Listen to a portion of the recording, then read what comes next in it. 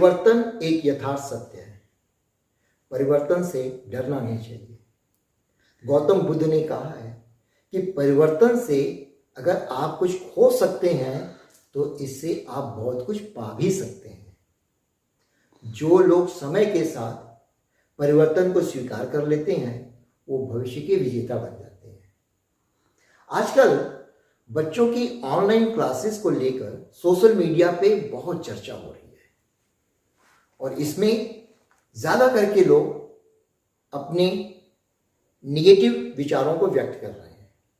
कारण बच्चों की हेल्थ को लेकर।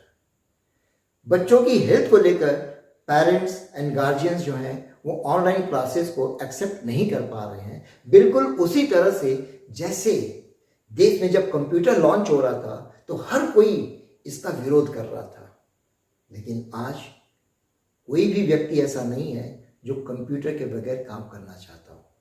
हर कोई कंप्यूटर के साथ काम करना चाहता है।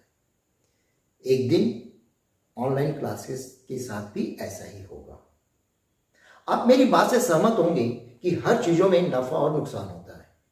हम उसी चीज़ को यूज़ करते हैं जिसमें नफ़ा ज़्यादा होता है, फ़ायदा ज़्यादा होता है और नुकसान कम होता है। जैसे दवा को लिया जाए, हर दवा के अंदर साइड इफेक्ट होता है, लेकिन फिर भी हम दवा लेते हैं। हम दवा को लेना बंद नहीं करते। क्यों? क्योंकि दवा से हमको फ़ायदा ज़्यादा होता है। उसके साइड इफेक्ट को या तो हम नज़रअंदाज कर देते हैं या फिर डॉक्टर 1 या 2 एक्स्ट्रा दवा लिख के उसको मिनिमाइज कर देता है, खत्म कर देता है। ठीक यही चीज आज बच्चों के ऑनलाइन क्लासेस के साथ भी अप्लाई होता है। मैं मानता हूं कि ऑनलाइन क्लासेस में भी साइड इफेक्ट होते हैं, लेकिन इन साइड इफेक्ट्स को 90% तक कम किया जा सकता है। ऑनलाइन क्लासेस के लिए लैपटॉप का यूज किया जाता है, कंप्यूटर हो गया, स्मार्टफोन हो गया, इनका यूज किया जाता है। इनकी स्क्रीन से रेडिएशन इमिट होती है और इन रेडिएशन से बच्चों की हेल्थ पे प्रभाव तो पड़ता है। मैं सहमत हूं, मैं मानता हूं इस चीज को, लेकिन ये सारी समस्याएं, ये सारी प्रॉब्लम्स जो रेडिएशन से हो रही है, इसको कुछ बातों को ध्यान में रख के और उसका पालन करके हम ये सारी समस्याओं को दूर कर सकते हैं। उसमें सबसे पहला काम कि बच्चों को ऑनलाइन क्लासेस के समय स्कूल की तरह से टेबल एंड चेयर का यूज करना चाहिए। इससे उनका बॉडी पोस्चर एकदम मेंटेन रहता है। मोबाइल फोन के स्क्रीन को एंटी ग्लेयर ग्लास से कवर करा देना चाहिए। मोबाइल फोन को पावर सेविंग मोड पे कर देना चाहिए। इससे स्क्रीन की ब्राइटनेस ऑप्टिमम हो जाती है, रेडिएशन फिल्टर होके आती है, आंखों पे कोई प्रभाव नहीं पड़ता। मोबाइल फोन स्टैंड का यूज करके आंखों के और स्क्रीन के बीच की डिस्टेंस और मोबाइल की ऊंचाई को बैलेंस किया जा सकता है और इससे बच्चे की आंख पे पड़ने वाला प्रेशर जो होता है वो एकदम जीरो हो जाता है। स्क्रीन इनलार्जमेंट लेंस को लगा के मोबाइल फोन की स्क्रीन को हम बहुत बड़ा कर सकते हैं, जिससे कि बच्चा सारी रिटन मटेरियल को बहुत आसानी के साथ पढ़ सकता है, देख सकता है। यदि आपके घर में एलईडी टीवी है तो उस केस में मोबाइल फोन को यूएसबी वायर के साथ टीवी के साथ कनेक्ट कर दीजिए। मोबाइल फोन का सारा कंटेंट जो होगा वो टीवी पे आ जाएगा और बच्चा इस केस में बड़े आसानी से, बड़ी खुशी के साथ और इंटरेस्ट के साथ वो अपने सारी चीज़ों को देख सकता है और कर सकता है। ऑनलाइन क्लासेस में रिकॉर्डेड मटेरियल प्रोवाइड किया जाता है। इस रिकॉर्डेड मटेरियल को जरूरी नहीं कि हम लगातार देखें, इसको हम टाइम गैप के साथ भी यूज कर सकते हैं।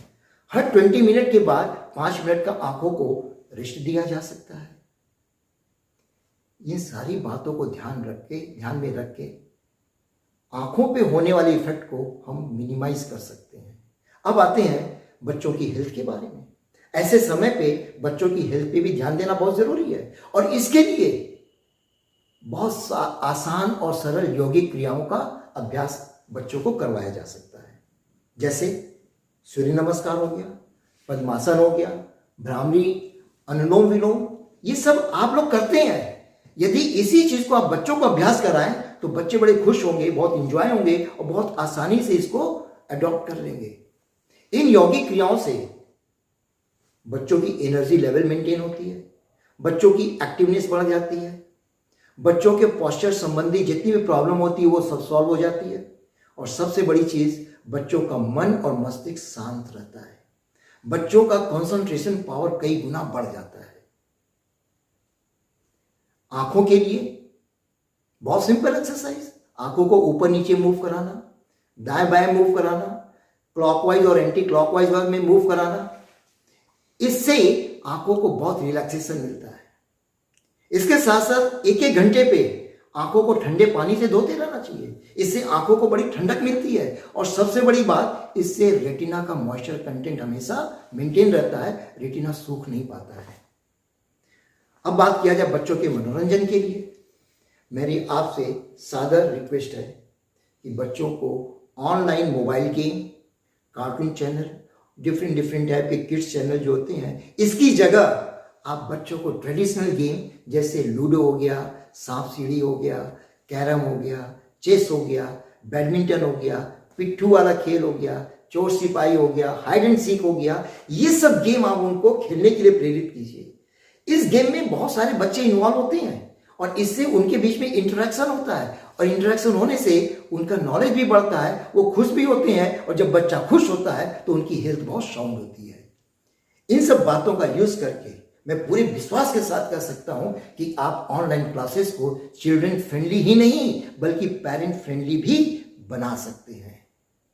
ऑनलाइन क्लासेस से आपका बच्चा मॉडर्न टेक्नोलॉजिकल स्किल, कंटेंट को अपलोड और डाउनलोड करने की skill, digital communication, online group discussion, इन सब चीज़ों को बहुत आसानी से कम एज में सीख लेता है और ये चीज़ उसके फ्यूचर को बहुत स्ट्रांग बनाता है। याद रखिएगा, ऑनलाइन क्लासेस भविष्य की सच्चाई है। ऑनलाइन एग्जाम कॉमन हो गया है। यदि ऑनलाइन क्लासेस को इस समय अडॉप्ट नहीं किया गया तो हो सकता है हम और आप उन लोगों से सफलता के रेस में बहुत पिछड़ जाएं जो लोग आज ऑनलाइन क्लासेस के महत्व को समझकर उसको अडॉप्ट करके आगे बढ़ गए हैं। आपको ये वीडियो कैसा लगा कमेंट्स करके जरूर बताइएगा। आपके एक एक कमेंट्स मुझे और अच्छा करने के लिए प्रेरित करते हैं।